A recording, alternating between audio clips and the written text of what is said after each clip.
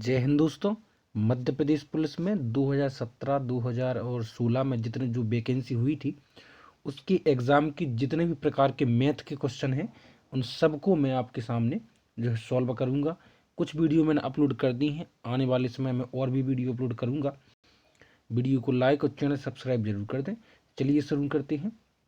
देखिए, इसमें पहला क्वेश्चन है कि एक पदी रूप में 3m plus 14n² minus 3m minus 14n² को व्यक्त करें। ठीक है, ये जितने भी क्वेश्चन है व्यापम पूछ चुका है, याद रखना। देखिए, इसमें आपको पता है कौन सी इक्वेशन लग रही, इसमें इक्वेशन लग रही है कौन सी, a² माइनस b² बराबर होता है a प्लस बी गुणा a माइनस बी। याद रखना, ये आपको पता होगा। देखो, बेसिक जानकारी आपको होनी चाहिए, वरना कंपटीशन इतना है कि आप तो भूल जाओ निकलना। ठीक है, बेसिक जानकारी, अगर बेसिक नॉलेज ही नहीं है आपको तो फिर आप जो कंपटीशन है इतना हाई है, 12 लाख फॉर्म भरे हुए हैं, आपको पता होना चाहिए। ठीक है, तो इसमें लग रही है a² माइनस b² बराबर a plus b minus a plus b गुणा a माइनस बी। अब हमें ये बताइए कि इसमें a क्या है। ठीक है, इसमें a है अपने पास, क्या a है अपने पास, g वाला, यानी कि 3m प्लस 14n। ओके, और b क्या है अपने पास, b है आपके पास कौन सा, 3m माइनस 14n। ओके, तो जी ए है और जी बी है। इन दोनों को हमें एक बार जोड़ना है और एक बार इन दोनों को घटाना है, उन दोनों का गुणा कर देना है। ठीक है, अब मैं इसको सॉल्व करके बताता हूँ आपको। इनको क्या करना है, एक बार जोड़ना है और एक बार आपको घटाना है।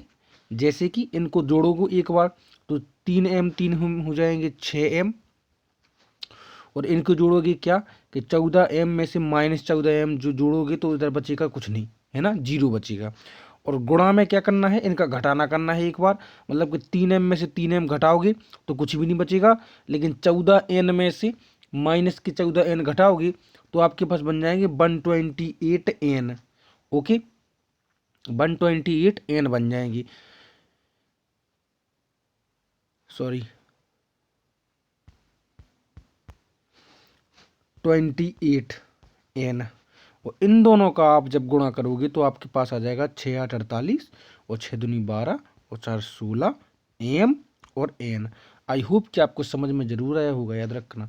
अगर आपको यहाँ समझ में नहीं आया है तो मैं आपको बता दूं कि देखिए, अगर आप 14 में से घटाते हैं माइनस के 14 तो देखिए माइनस माइनस जो है वो प्लस बन जाएगा, 14 प्लस 14 जो है 28 होगा, याद रखना।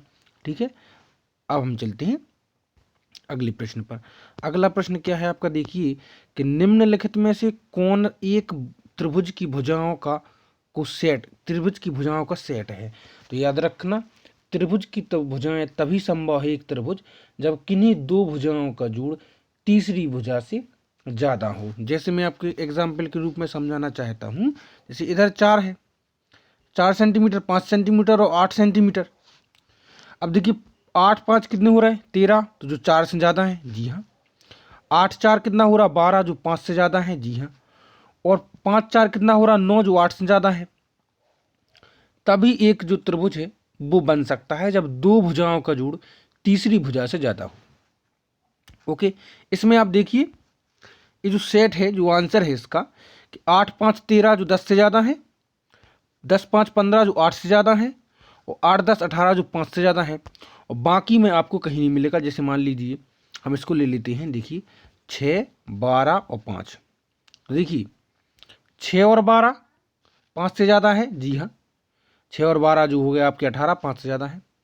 12 5 17 जो 6 से ज़्यादा है, लेकिन 6 और 5 11 जो 12 से ज़्यादा नहीं है। इसका मतलब ये आपका पॉसिबल ही नहीं है। ठीक है, आई होप कि आपको समझ में आ गया होगा।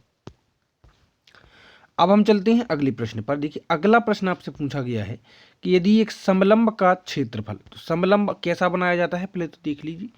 एक ऐसा है, एक मिनट, समलंब चतुर्भुज, ठीक है, जिसमें कम से कम दो भुजाएं पैरेलल होती हैं। ठीक है, दो भुजाएं कैसी होती हैं, पैरेलल, क्योंकि इस पर एक लंब होता है, सीधा होगा। अब सीधा होगा हमेशा तो दो भुजाएं तो पैरेलल होंगी, याद रखना, वरना अगर ये टेढ़ा होगा तो भुजाएं पैरेलल नहीं हो सकती। तो देखिए एक समलंब चतुर्भुज है हाँ मान लिया हमने समलंब चतुर्भुज है। इसका क्षेत्रफल है 54 सेंटीमीटर स्क्वायर, इसकी ऊंचाई 9 है। तो इसका समानांतर भुजाओं का, समानांतर भुजाएं होती हैं ऊपर की, इनका जोड़ क्या है। तो इसका क्षेत्रफल देखिए क्या होता है कि समानांतर समलंब चतुर्भुज का क्षेत्रफल होता है 1/2 गुणे ऊंचाई और गुणा होता है a plus b. A plus b मतलब कि बेस, ठीक है, यानी कि समानांतर भुजाओं का जोड़। इसको हम इस तरह भी लिख सकते हैं कि समानांतर भुजाओं का जोड़, ठीक है, समांतर भुजाओं का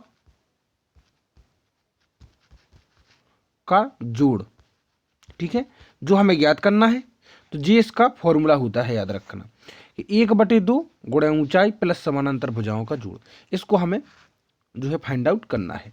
तो देखिए हम इसको फाइंड आउट करते हैं, ठीक है, इसको हम पूरा अरेंज कर लेते हैं। तो समलंब चतुर्भुज का क्षेत्रफल तो हमको दिया गया है, तो क्षेत्रफल है आपके पास 54 जो दिया गया है। तो 54 इज इक्वल टू 1/2 गुणा ऊंचाई हमको दी गई है 9 सेंटीमीटर। बस हमें क्या करना है कि समांतर भुजाओं का जोड़। तो देखिए 9 से 1 कट गया आपके, 9 × 6 = 54 और 6 दूनी 12। तो x बराबर जो है वो कितना आ गया, 12 सेंटीमीटर। तो देखिए ये आपका आंसर आ गया। अब हम चलते हैं अगले प्रश्न पर, और अगला प्रश्न देखिए, हाँ जी है, एक बक्से में 1 2 3 4 डैश मतलब 25 तक की दिक्मान मतलब अंकित संख्याएं हैं। 25 तक अंकित हैं गेंदों पर संख्याएं। 25 गेंदें रखी हैं। यदि बक्से से रैंडमली एक गेंद चुनी जाए तब चुनी गई गेंद पर या तो 5 अथवा 7 से विभाज्य हो, इसकी प्रायिकता क्या है। तो आप ये बताइए कि 1 से 25 तक में कितनी संख्याएं हैं जो 5 से विभाज्य हैं। तो देखिए 1 से 25 तक में 5 संख्याएं ऐसी हैं जो 5 से विभाज्य, 5 10 15 20 25। तो 5 संख्याएं ऐसी हैं जो 5 से विभाज्य हैं। और 7 से विभाज्य कितनी संख्याएं हैं, वो है 3 संख्याएं। 7 एकम 7, 7 दूनी 14 और 7 × 3 = 21। तो 3 संख्याएं टोटल, या बोला ना उनने, तो टोटल है ऐसी 8 संख्याएं ऐसी हैं 25 में से, है ना, 8 संख्या, 8/25 आपका जो है आंसर आ जाएगा। प्रायिकता कितनी है, 8/25। अभीष्ट परिणाम बटे कुल परिणाम, कुल परिणाम हमारे पास 25 है और अभीष्ट परिणाम जो आ सकता है वो है 8, ठीक है। अगला क्वेश्चन क्या है देखिए कि एक त्रिकोण, ठीक है भाई, ठीक है भाई, त्रिकोण हम बना लेते हैं, यानी त्रिभुज। एक त्रिकोण के कोणों को परिमाण के आरोही क्रम में व्यवस्थित किया जाता है। आरोही मतलब आप जानते हैं सबसे बड़ा, उससे छोटा और इससे छोटा। इससे कोई दिक्कत नहीं, आगे पढ़िए। यदि प्रत्येक 2 कोणों के मध्य अंतर 15 है तो सबसे छोटा कोण क्या। अब 3 कोण कितने होते हैं, 3 कोण होते हैं। प्रत्येक कोण के जो मध्य में अंतर कितना है, 15 है, ठीक है, कितना है, 15। तो अगर मान लीजिए कि अगर एक कोण x है तो दूसरा कोण हुआ x + 15। यहां तक कोई दिक्कत, 1 मिनट, चलिए सुनो। अगर मान लीजिए कि एक कोण x है तो दूसरा x + 15 होगा। ये तो आपको क्लियर है बात, पता, क्योंकि 2 कोणों में अंतर 15 का है तो दूसरा जो होगा वो x + 15 होगा। अच्छा भाई, तीसरा क्या होगा, तीसरा जो होगा, है ना, वो तीसरा होगा x + 30 होगा। या आप x + 30 डायरेक्ट कर दो या फिर x + 15 + 15 कर दो, ठीक है। इसमें भी, क्योंकि इसमें और इसमें भी जब ये x + 15 है तो तीसरे वाले में और 15 करना पड़ेगा क्योंकि उसमें भी 15 का डिफरेंस है। तो डायरेक्ट हम क्या कर सकते हैं, 30, x + 30, ठीक है, x + 30, कि इससे इसमें 15 का डिफरेंस है और इससे इसमें जो है 30 का डिफरेंस है, तभी तो सब में 15 का डिफरेंस हो रहा। अभी तो कॉमन सेंस वाली बात है, ठीक है। अब आप देखिए, हाँ क्या है, 30। अब भाई आपको पता है कि त्रिभुज के तीनों कोणों का जोड़ क्या होता है, 180 डिग्री। इसका मतलब ये हुआ कि 3x + 45 बराबर आपका हुआ 180 डिग्री, ठीक है, 180 डिग्री। 45 इस तरफ चला गया तो आपके पास क्या बचा, आपके पास बचा 3x बराबर कि 10 में से 5 घटाया तो 5 बचा, हाँ सर लगाइए, 18 में से 5 घटाया तो 13 बचा, और 3 से डिवाइड हो जाएंगे तो x बराबर आपके पास जो है वो आंसर आएगा 45। कितना आएगा, 45। तो सबसे छोटा कोण क्या होगा, तो सबसे छोटा कोण तो x ही होगा, उससे बड़ा होगा x + 15 और सबसे बड़ा होगा x + 30। उनने पूछा सबसे छोटा कोण, तो 45 है, ये आगे आंसर आ गया, x बराबर 45। अब हम चलते हैं अगली क्वेश्चन पर। हाँ, अगला क्वेश्चन है दो क्रमिक संख्याओं का जो योग है वो 21 है और 79 2179। तो बड़ी संख्या क्या है? तो अब आप ये बताइए कि क्रमिक है, क्रमिक मतलब क्रम से लगी है, लगातार है। तो अगर पहली x है तो दूसरी जो होगी आपकी x+1 होगी। क्रम से है ना संख्या, जैसे 1 2 3 4 5, तो सब में एक एक का अंतर होता है, यानी दूसरी जो x+1 है। इनका जो योग है यानी 2x+1 बराबर है 2179। ठीक है, एक इस तरफ चला गया तो जो 2x बराबर 2178 बचे आपके पास। ओके, 2 से डिवाइड चले गए तो x बराबर क्या आ गया आपके पास? तो x बराबर जो है आपके पास आ गया कितना? x बराबर 2 एकम 2, 2 अट्ठे 16, जीरो लगाया बीच में, और 2 अट्ठे 16 और 2 नम 18, तो 1089 आ गया x बराबर। लेकिन हमें बड़ी संख्या ज्ञात करनी है, तो बड़ी x होगी कि x+1? तो x+1 होगी ना बड़ी, है ना। तो इसमें 1 प्लस कर दीजिए तो आंसर आ जाएगा 1090। 1090 जो है आपका फाइनल आंसर आ जाएगा। अब हम चलते हैं अगले क्वेश्चन पर। चलो इसको कर लेते हैं। दो संख्याओं का गुणनफल है 15,876। यदि एक संख्या अन्य संख्या की 9 गुनी है तब दोनों संख्याओं का योग क्या होगा? तो सुनिए, दो संख्याओं का गुणनफल इतना है कि अगर मान लीजिए एक x है, एक x है तो दूसरी है उसकी 9 गुनी यानी 9x, 9 गुनी है, तब दोनों संख्याओं का गुणनफल, इनका गुणा करेंगे अगर हम तो क्या आ रहा है अपने पास? 9x स्क्वायर बराबर है 15,876। उनने बोला है दो संख्याओं का गुणनफल इतना है, एक संख्या दूसरी से 9 गुनी है, तो हमने कर दी वही एक संख्या दूसरी से 9 गुनी। इन दोनों गुणनफल किया तो इतना आ गया जो बराबर है 15,876 की। 9 से डिविजिबल है, कितने बार में डिविजिबल है? तो 9 एकम 9, कितने बचे? 6, 9 7 63, कितने बचे? 5, 9 6 54 और 3 9 चौका 36। तो जो एक्स स्क्वायर बराबर आ गया 1764। एक्स स्क्वायर बराबर 1764। तो एक्स बराबर कितना आ गया? इसका हम रूट निकालेंगे 1764 का, तो क्या आएगा? 42। क्या आएगा? 42। तो हमने जो दो संख्याएं ली थी, एक्स ली थी, वो एक थी 9x, तो x बराबर तो 42 है। तो दूसरी संख्या जो है 9x, तो 9 का गुणा करना पड़ेगा, तो 9 दूनी 18 और 9 चौका 36 37। इन दोनों को जोड़ देंगे तो जी आ रहा आपके पास 0 7 4 11 1 12 और 420। ठीक है, तो दोनों संख्याओं का जो योग है 420 है। अब हम चलते हैं अगले प्रश्न पर। जी तो हो गया है ना, ये भी हो गया आपका, हाँ ये भी हो गया।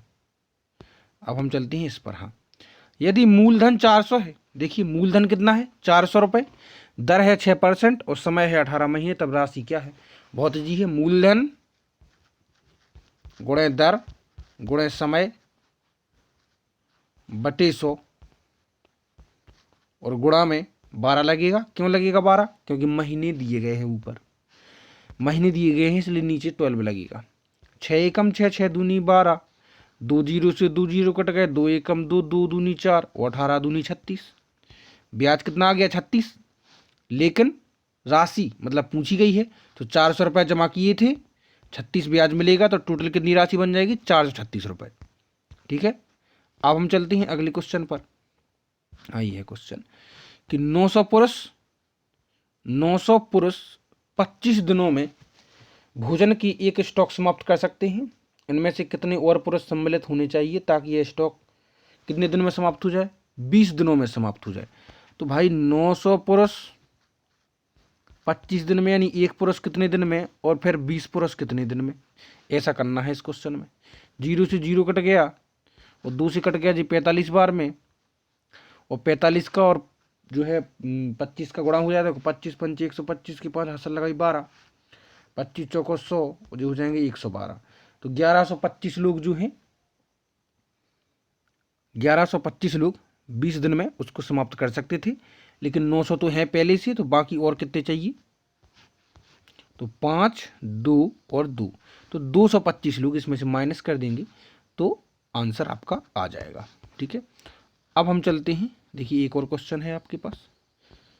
अच्छा एक और है फिर उसके बाद, कि मैंने एक वस्त्र 555 रुपये में खरीदा जिसका बिक्री पर 25% की आपको छूट भी मिली, तो अंकित मूल्य क्या है। तो आप ये बताइए कि अगर मान लीजिए कि अंकित मूल्य 100% है, तो उस पर आपको 25% की छूट मिल गई, यानी जो आप वस्तु बाजार से लेकर आए वो 75% के बराबर है। कितने परसेंट की, 75% के बराबर। इसका मतलब ये है कि जो 550 रुपये है ना, जस्ट सेकेंड,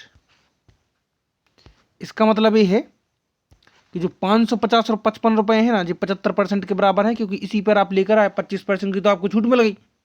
अगर अंकित मूल्य 100% है तो 555 में हम 75 का भाग देंगे तो 1% निकल आएगा, और उसमें 100 से इंटू कर देंगे तो आपका जो है अंकित मूल्य निकल आएगा, जो हमने 25% जो घटा दिया था, बाकी हम 100% निकालेंगे तो अंकित मूल्य निकल आएगा।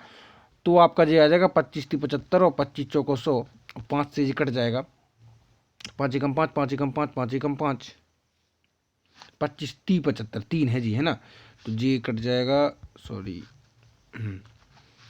और 25 30 75, 25 चौको 100 और 3 से कट जाएगा जी 555, तो 3 एकम 3 और 2 बचे, और 3 8 24 और 3 5 15 गुणे 4, तो आप इसका गुणा कर देंगे तो आपके पास आ जाएगा 740 रुपये।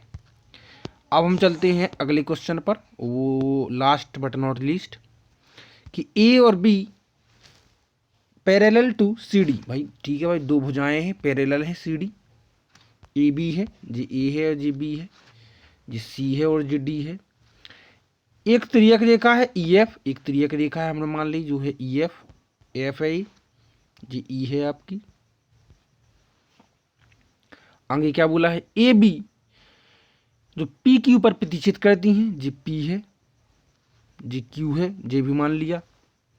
यदि एंगल ए पी ई, जो एंगल ए पी है ई ए, वो 7x - 10 है, तो ए पी ई जो जे वाला एंगल है ना, ये 7x - 10, ठीक है। सी क्यू पी यानी सी क्यू पी यानी जे वाला जो एंगल है ये है 4x + 11। अगला क्या है, और डी क्यू एफ, तो डी क्यू एफ जे वाला एंगल है ये 3y है, ठीक है। अब आप एक बात याद रखना, जब भी ऐसी स्थिति बनती है तो जो एकांतर बाह्य कोण कहलाते हैं, एकांतर अंतः कोण होते हैं कौन से, देखो मैं आपको कलर चेंज करके बताता हूं, 1 मिनट। तो देखिए जो एकांतर अंतः कोण होते हैं कौन कौन से, इक्वल में बताता हूं आपको। ए जो एंगल है वो इसकी इक्वल होगा, ए जो एंगल है वो इसकी इक्वल होगा, एकांतर अंतः कोण कहलाती है, ठीक है। अब और देखिए, ए जो एंगल है वो इसकी इक्वल होगा और ए जो एंगल है वो इसकी इक्वल होगा, ये अंतः एकांतर बाह्य कोण कहलाती हैं। इसका मतलब ये हुआ कि जो 7x - 10 है, 7x - 10 है, ये इक्वल है किसके, इसके, यानी 4x + 11 की। तो इसको हम पहले सॉल्व कर लेते हैं। 4x इस तरफ चला गया तो जी हो गया माइनस, तो जी बदल बचा 3x बराबर -10 इस तरफ चला गया तो प्लस हो गया, तो बचेगा 21, और x बराबर आ जाएगा आपके पास 7। तो x बराबर तो 7 आया, ठीक है, x बराबर क्या आया 7। अभी आपको याद रखना, शीर्षाभिमुख कोण ऑलवेज इक्वल, शीर्षाभिमुख कोण यानी क्या, शीर्षाभिमुख कोण मतलब कि कैंची कोण, मतलब कि अगर हम इस तरह से बना दें तो ये जो एंगल है वो इसके बराबर होगा, याद रखना, ये जो एंगल है वो इसके बराबर होगा, ओके। तो इधर देखिए, ये जो एंगल है वो इसके बराबर है ना, ए वाला एंगल इसके बराबर है। इसका मतलब जो 4x प्लस 11 है वो 3y के बराबर है। 4x प्लस 11 में हम x की वैल्यू रख लेते हैं क्योंकि x वैल्यू हमारे पास निकल आई वो है 7। तो 7 चौको 28 प्लस 11 हो जाएंगे 39। तो 39 बराबर है 3y की, और 3 से ये कट गया सो बच गया अब y बराबर 13। हमको निकालना है x प्लस वाई। देखिए ये लिखा है x प्लस वाई। हम इसको सबको हटा देते हैं और x हमारे पास क्या था 7 था, और y जो थे हमारे पास वो 13 था। इन दोनों का जोड़ जो है आपके पास, इन दोनों का जोड़ जो है 20 आ जाएगा। तो आंसर है आपके पास 20। आई होप गाइस कि आपको समझ में जरूर आया होगा। वीडियो को लाइक और चैनल सब्सक्राइब जरूर कर दें। मिलते हैं अगली वीडियो में। Take care, bye bye.